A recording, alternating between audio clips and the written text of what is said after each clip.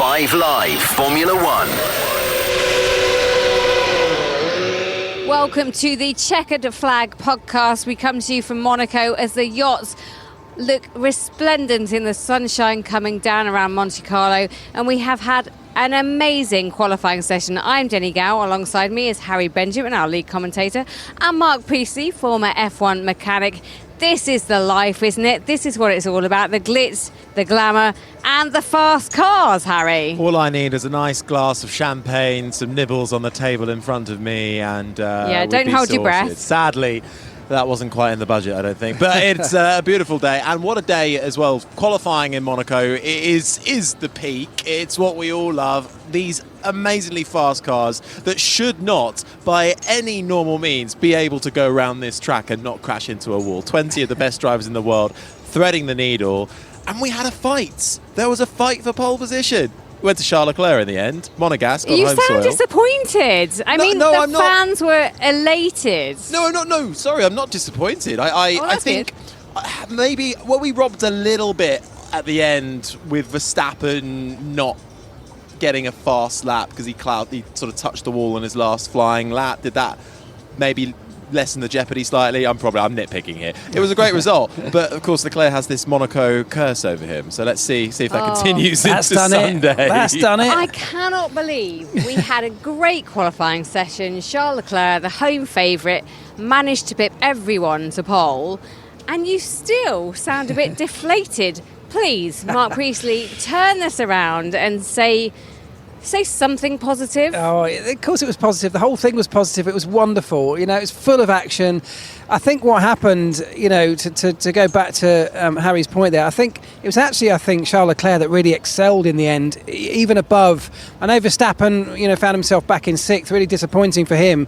But I think actually his pace was never really a genuine match for a Ferrari when it really found its groove, and that's exactly what happened at the right moment, right at the very end of Q3, the last part of qualifying. That's when Charles Leclerc did it, and that's when it matters. Absolutely. Let's hear from the man who will start on pole position, third time lucky maybe.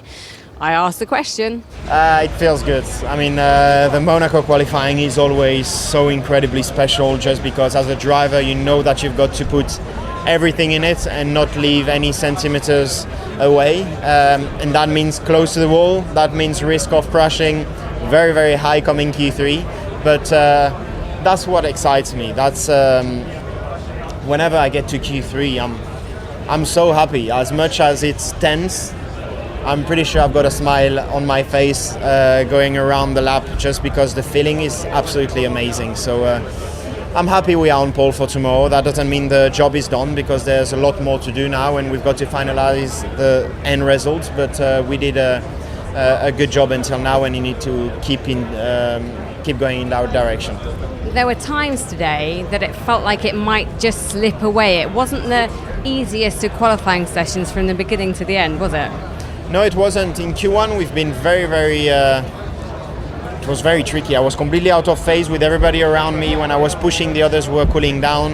And that meant that in my cool down I had to be all over the place, taking all the bad things on my tires, and that would struggle to find the confidence when I was pushing. In Q2 I paid the price a little bit of recovering from that Q1. And in Q3 I found the feeling again, probably not as good as FP2, FP3, but still at a good enough level to be on pole, so I'm really happy. I mean, it's third time lucky, isn't it, tomorrow? I don't know. I hope so. I hope you're right, and I think the best thing I can do for now is focusing on all the process in order to be as ready as possible for tomorrow, and I really hope it's the right one. We've been very competitive around here since forever, and unfortunately we never had the end result that I have dreamt of since being a kid, which I hope tomorrow is the day. But in the meantime I've got to focus on everything that will put us in the best situation to achieve that, and that's what I will do as soon as I'm done with those interviews. So Harry, to validate your point, I'm not just poo-pooing you, but he has had bad luck around here. He lives here, he grew up here, his mum had a hairdresser's. I mean, he is as local as they come. The crowd were, as I said, elated. The horns were sounding all throughout the harbour. It was really beautiful to see, but he's done this twice before, and he's still not taken the trophy home. Even when he's had not had pole position. I saw on Twitter somebody summed it up perfectly. 2018, brake failure. 2019, Q1 exit, terminal damage after a desperate fight back. 2021, pole crash, fails to start the Grand Prix due to damage. 2022, pole drops to fourth after Ferrari strategy issues. 2023, anonymous, no pace. 2024, starts on pole position. Monaco Grand Prix winner. He hasn't even been on the podium here in Monaco. That's how much the stats go against him. But look, Leclerc has been in a good rhythm since the beginning of this weekend. We have, at the end of every practice session, said, let's take this with a pinch of salt. Max Verstappen and Red Bull, you can never rule them out. He'll come through in the end. But actually, if you look at it, from the very start, Leclerc has had pace in hand. And I think he was being very clever, Mark, in qualifying, where after Q1 and Q2, he wasn't finishing top of every session. He wasn't setting the pace, but he didn't need to go that quick. Exactly right. It is a tactic that drivers use, because you've got to get the lap time. You've got to risk everything. You don't want to do that in Q1 and Q2 if you don't have to, because the nature of a risk is it can go horribly wrong. In Q3, there's nothing to lose at that point. You do risk it all, and that's what he did. And it came together. It works out perfectly for him. So I think hats off to him. He absolutely did it under pressure. Some of the others, the McLarens, very, very close, but they just could not match that blistering lap. I think he, as you said, he's raised his game, and it wasn't, you heard him in the clip, it wasn't the simplest of qualifying for him. Actually, it hasn't been the simplest day for him, but he still managed, when it actually counted, to do it and to beat Piastri into second place. And we all know the stats. You can remind us, Harry.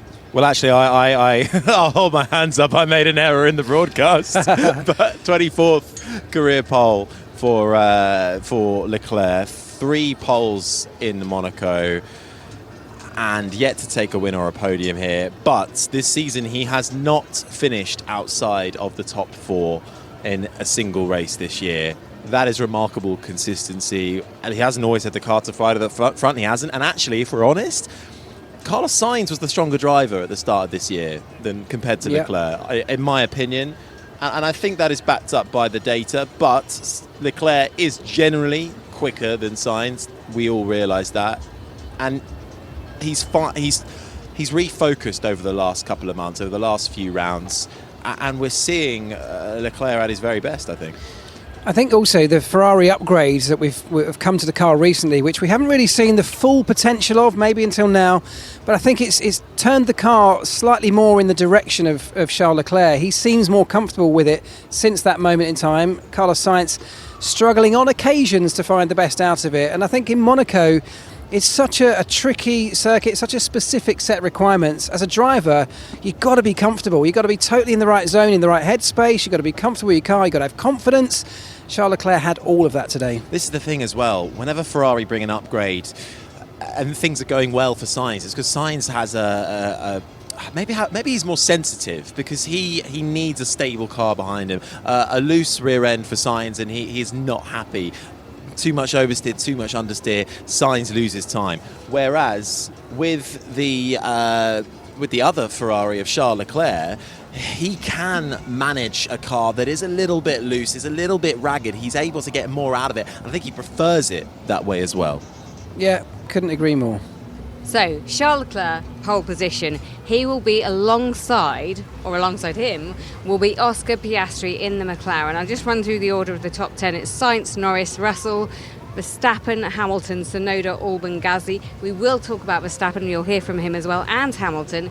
But Piastri, what a great job from the McLaren man. Bearing in mind, he did the same qualification last time out, just got that penalty, which moved him back. But 2 front row start, what could have been 2 front row starts. It's pretty impressive. Yeah, that's right. And he was actually my pick for pole today. And I thought so close, so close. Oh, yeah, so I won far. that prediction in You the end, did, didn't I? yeah. So well done to you. That's a bitter well done. It was, to wasn't you, it? Yeah, wasn't it? well done, Harry. Yeah. No, Oscar Piastri, I thought, was in real good form this weekend. He's been, of the 2 McLaren drivers, consistently, I think, the most comfortable in that car. He's only had the full upgrade package, of course, for 1 full race weekend last time out, and with his difficult qualifying, that put him in an odd position in the race. So this is the first opportunity he's got to really shine, and I think the McLaren has come alive around the streets here pretty well, hasn't it? It's definitely better than the Red Bull. Maybe not quite a match for the Ferrari in the end, but I think Oscar Piastri has done a wonderful job, and he was actually really, really close. It was only that final lap from Charles Leclerc that opened the gap to a couple of tenths. All the way through the weekend, though, right on his tail. Yeah, but it didn't start off that way with Piastri. Norris was the quicker driver throughout Friday, and but I think they're different tyre strategies in practice in terms of who took the softer tyres at different times. But I still feel that Piastri wasn't as dialed in, wasn't quite as comfortable as Norris around this circuit. But that we've spoken about it quite a lot, how you need to build up momentum lap by lap, and I feel like Piastri really did that. And I think since these upgrades, Piastri rated super highly, of course, and has performed well, but Norris is beating him, and he needs to step up his game, and he's done that this weekend. I thought he was excellent today and pretty close to taking that pole mark. You were right. Let's hear from him. I think for me, I said before the weekend, this is the most special qualifying of the year. After qualifying, it definitely is. I felt really, really comfortable from the start of quali. Maybe a few things here and there that could have been a bit smoother, but I think everyone can say that around Monaco. And normally when you start chasing up on those ifs and buts, that's usually when stuff goes wrong around here. So pretty happy with how I performed, just not quite enough. How do you think you'll feel tomorrow, being alongside Charles Leclerc, obviously a home favourite, and just when the lights go out, race to the first turn, really? Yep, I'll be ready. He's obviously been in that position a few times, and it's not worked out. If he wants to make it happen again tomorrow, that's fine with me. So I'll try my best. I think the run to turn one's very short. Strategy is probably more likely where it's going to be a race-changing result, but even that's not easy. So we'll see what we can do. Do you think the win's there? Yes. I think it is.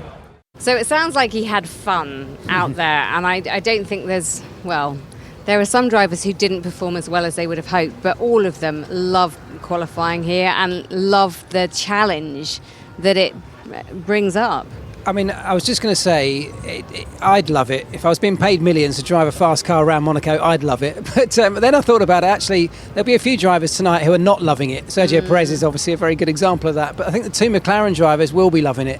The experience, the whole weekend, it's slightly chaotic for them, but it is just brilliant. Most of them live here, they're very familiar with these streets, and they all want to win. And Oscar Piastri has actually put himself in with a really good shout. If you can get off the line well tomorrow, there's no reason to say he can't win this race. Yeah, I think Leclerc said in the interview straight after the race that he did with Loic Duval, he's got to focus on not his lunch, his launch. It did sound like he said his lunch. Yeah, a few people picked that up. It's also very important to have a good lunch. Well, absolutely. I'm sure a little bit of carbohydrate for Charles Leclerc, but there is a short run down to turn one, Saint Devote, and it does Concertina up, and if Piastri can get the slightly better start, dive down the inside, there's a chance that he could go on to take his first Grand Prix victory, because once he gets in front, well, 90% of the job is done in qualifying. I'd say if he gets in front by turn one, that's 98% of the job done. Yeah, and because it's the biggest chance, that run down to turn one from the start, you do get drivers being particularly brave going into Saint Devote, having a big lunge, and the drivers in front have to be very, very aware of that. You can also ruin your race on turn one as well, of course, but I think we're going to see Oscar Piastri with his elbows out, really. He's been overshined by Lando Norris recently, taking that first win. Oscar hasn't yet got one in a full Grand Prix, so maybe tomorrow's the day. I find the strategy is going to be fascinating as well, because you got Leclerc, Piastri, and then Sainz and Norris, and that gives some margin for the teams, it's Ferrari versus McLaren, to really play around, and even though there might only be one stop, they can try and force each other's hand, and they're going to have to be right on it, aren't they, to be able to call that. Yeah, and it actually is really an effective tool to have two cars in this race, because it's so hard to overtake. By consequence of that, it's also really easy to sort of hold somebody up and to create a gap for a pit stop to drop into, and whoever ends up being the second of those two cars after in terms of teammates, after the start are shaken out, unfortunately for them, will probably end up being used as part of that, as a sacrificial pawn almost, in that strategy to hold up whoever's behind them and create the gap for the lead car to drop into after a pit stop and go on to control the race. Listening to Sainz actually in the pen, he was talking about how much he would support Leclerc and how he's there to be the second man, basically. And I was surprised that he was admitting that to us, but he definitely has a role to play. And yes, okay, if the start he manages to get by somehow, that's fine. But I think he believes that it's Charles's turn and he will support him. Whether he actually goes through with that is another matter. I think he understands that he hasn't been on the pace this weekend. He's been behind Leclerc from the start of the season, from the start of the weekend, sorry. And that's it. And I think he's pretty open and honest about that. You can't hide that. And if he qualified ahead of Leclerc this afternoon, I'm sure he wouldn't have been saying that in the pen. Right. So that's nice bit of teamwork. One-stop strategy, that's probably nailed on. But safety car, there's a high probability of that. And the thing I find most fascinating is, especially, it depends when the safety car comes, of course, throughout the race. But when a safety car comes out, usually you want to dive into the pits if it's around your a good time to change your tyres and you can save a lot of time. But actually here at Monaco, if everybody comes in at the same time, it's the smallest pit lane of the year, it's tight. It could actually cost you more time. So that's going to be a really interesting one. If you've got two cars in the game, which car stays out perhaps for an extra lap around the safety car? Because that might come back and benefit you further rather than pitting straight away. Yeah, you're right. And it's another challenge for the strategists here. They really have to think on their feet and try and predict how long that safety car is going to be out for. If you get caught out with it, you can go from first to 10th very quickly. But it can also work in your favour. So typically the teams will always favour the lead car, as you would, that's natural. So the guy that's in second in terms of teammates, and that is Sainz and it is Norris in those two teams, they will have to play second fiddle when it comes to that strategy. Speaking to Norris in the pen, it was tight, wasn't it? The margins between second and fifth, sixth were really tiny. Yeah. I mean, George Russell in P5 missed out by, I think, 2,000th. Yeah. It was really tight. So Norris is going to have to do something. 1,000th Yeah. between Norris and Russell. Yeah, It was crazy, the margins. I mean, it was lovely, actually, as Norris came in.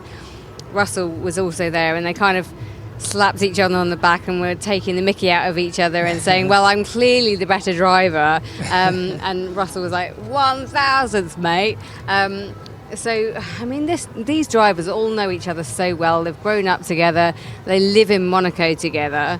But when it comes to the start of the race tomorrow, they won't be friends. There's no room for that. What was funny, I think, was it FP3, Norris and Russell had a little bit of a ding-dong. Norris wasn't too happy with Russell coming out of the tunnel, and Norris called him an idiot initially and then realised, I think, who it was. And it was like, oh, but some people are idiots. He actually got a reprimand for that because he sort of swerved over on the track and ran right up next to him to have a little moan. And as you say, then probably realised who it was. Sorry, George. It was Norris that got the reprimand, even though over the radio he was quite adamant that he was not in the wrong. So let's talk further down. I don't think any of us would have predicted that Max Verstappen, who has been on pole every single Grand Prix so far this year, would be starting P6. What a shocker. It really but is. It's not a shocker. It is a shocker because if you look at the results of the season, it looks really out of place. But he's been the least comfortable of any of the drivers in the top 10, I would say. He's been the one moaning most of all. I mean, he's still managing to drag a lap time out of it on occasions, but he hasn't been happy in the slightest. He's been complaining and moaning. The car is very stiffly set up. That's the way they get the best out of this particular Red Bull car. It's set very low, and this is a really bumpy street track with high curbs. And their car just does not work when you either raise the ride height or soften the springs platform. So they can't quite get it to work. They can't get the compromise they need for Monaco. And as a result of that, he's found himself, actually after hitting the wall, down in 6th. We haven't got Andrew Benson here to tell us to just take everything with a pinch of salt. It's Max Verstappen and Red Bull. I wonder if this is the tide beginning to turn. Are people catching up with Red Bull now? Well, let's have a listen to what Max Verstappen thinks about your pontifications. Maybe he can play the Andrew Benson role. Is that a word? Oh yeah, it is now anyway. Well, I mean, I didn't really expect a lot from it anyway. just because of the whole weekend already. We were struggling massively with the curves and the bumps, and if you have that problem around here, I think you're in trouble. We really tried a lot on the car, but yeah, we changed the balance, but we didn't change the problems, and that is always, in every bumpy corner or curb, basically I have to drive around all the curbs, and that doesn't really work around here. No, that's not the fastest way, I think. Do you think this is just a track specific for last time and this time out, or do you think something fundamentally has shifted with the car? I think that we have had this problem already for a long time. I do think that the last 2 years, of course, we had a car advantage in terms of just the general performance of the car. So then it could be masked a little bit with having better cornering. But now with everyone closing up, which is the reality, then you can't hide anymore. And then, of course, when you have these kind of ride issues and these curbing issues, then, you get found out. And that's what happened this weekend. Do you fear the worst then going forward if you can't resolve these problems? Well, this is not something that will be easily solved. But all the street circuits where it's very bumpy, we will struggle. So I found that absolutely fascinating, listening to Max Verstappen saying that on a street circuit, whether it be here or last time out or wherever is coming next, they just have been caught, and they can't make the car, as you said, Mark, work around these streets. It's having to drive around the bumps and curbs and not being able to tackle it the way he wants to. And he's just admitted that they know the problem, they just don't know how to fix the problem. And at this stage in the championship, when Sergio Perez is qualified in P18, is this game on? Look, I think it is game on because we've seen big upgrades to McLaren and Ferrari which have worked and brought performance to the car. But I do also, I hate to say this, I agree with Benson to some extent, because when we go back to a more traditional circuit, you have to remember that Red Bull is struggling here because of the uniqueness of this particular track. The only thing that might be similar to this in some regard is somewhere like Singapore, another street circuit, where they also struggle quite often with that car. At every other circuit where you get high speed, a mix of high speed and medium speed corners, that car comes alive. And at the moment, although we are getting closer with the McLarens and potentially the Ferraris, I still think the Red Bull is the one to beat. I think people are closing up. I do. And I think Red Bull have got to look over their shoulder now, no matter what the circuit is, because last time out, 0.7 of a second between Verstappen and Norris at the end of the race. McLaren have been monumentally good with their upgrade packages. Ferrari have a really strong upgrade package. They've got a generally strong car since the start of the season, and I think as we get towards 2026, the next big regulation change, naturally things start to concertina up, and I think that's what's happening, because more and more attention is being diverted to that power unit change from all the teams. So therefore, I think this is the beginning of a little bit of a change. Maybe I'm in dreamland here, but I think this isn't going to be an unusual scenario going forward. I think Verstappen is still the title favourite. I don't think that's going to change, but I think we are going to see a few upsets along the way. One interesting way to look at this is that if you think about last year when Red Bull was so dominant, they didn't really have to upgrade their car. They didn't have to put much in the way of development into it. They were easily able to focus on the following year's car really early, way ahead of everyone else. They've started this season in similarly dominant fashion. I suspect their development plan, which you have to work out many months before you ever see those upgrades, was probably thinking along similar lines. We don't need to bring too aggressive a set of upgrades.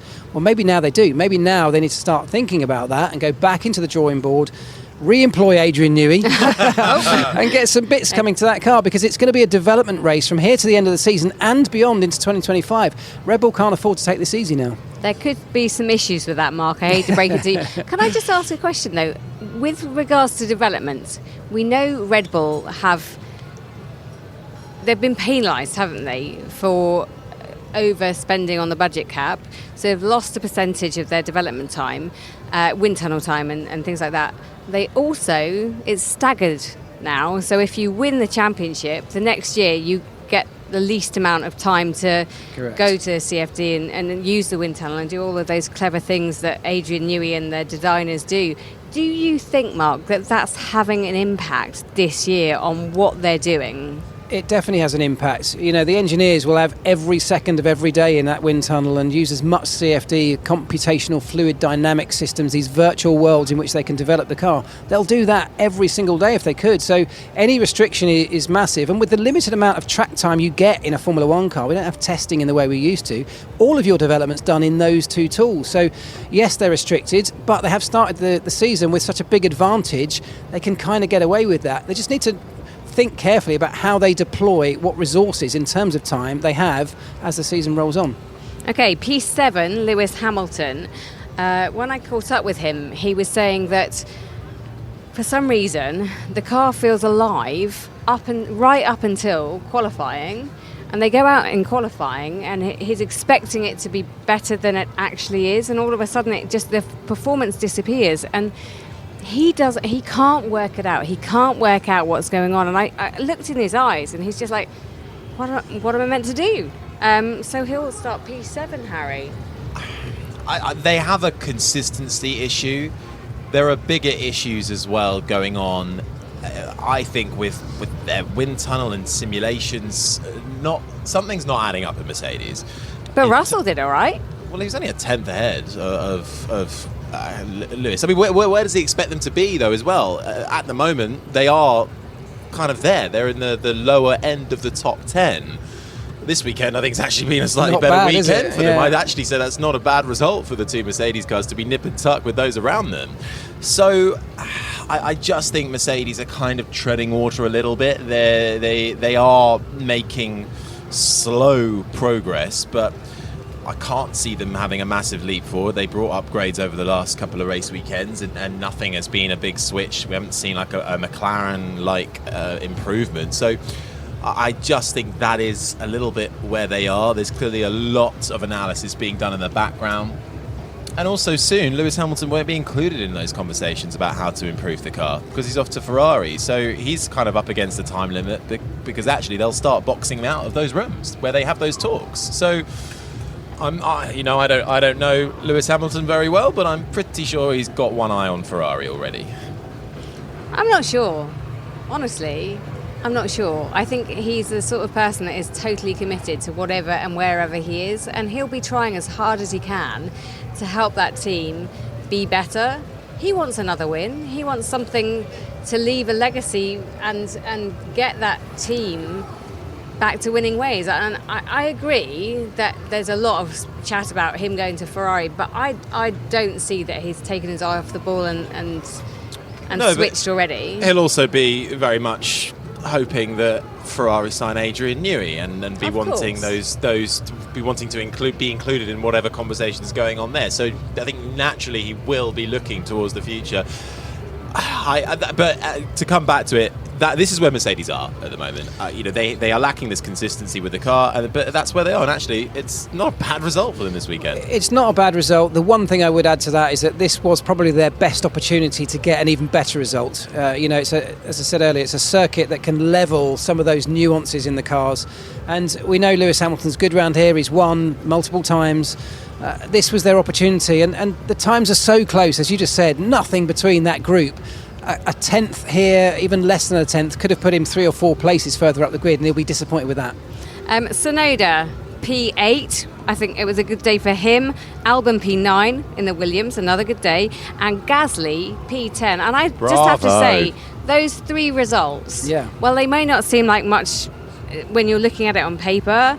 I think the reality of what those 3 drivers achieved today cannot be underplayed.